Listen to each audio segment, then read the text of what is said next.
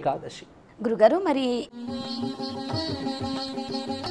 వైకుంఠ ఏకాదశి రోజున ఉపవాసం ఉండి తీరాలా?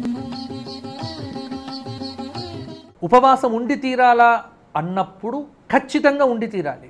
ఏకాదశి అనేటువంటి వ్రతము నిత్యవ్రతమా నైమిత్తిక వ్రతమా అని చూస్తే ఏకాదశి నిత్యవ్రతం, ఇది నైమిత్తిక వ్రతం కాదు.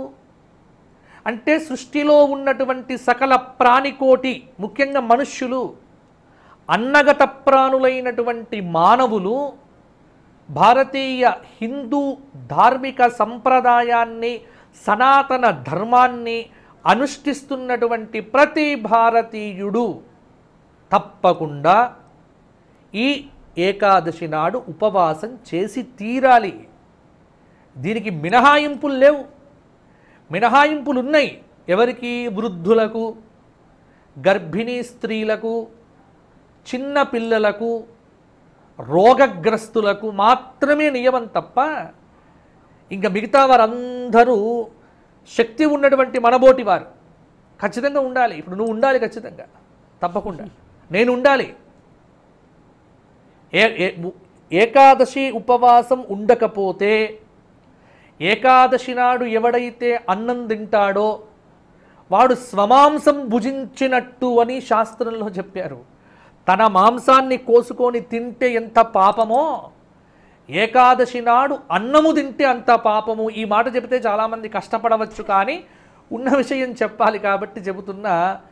ఏకాదశి నాడు కావాలి అని అన్నం తినేటువంటి వాళ్ళు మాత్రము పాపం చేసిన వారే అవుతారు తప్పకుండా.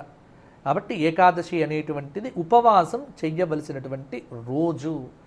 ఇక ఈ సంవత్సరం మనకు ఈ పుష్యమాసంలో ధనుర్మాసం చివరి రోజుగా వైకుంఠ ఏకాదశి వచ్చింది. దీని పేరు వైకుంఠ ఏకాదశి, దీని పేరు ముక్కోటి ఏకాదశి.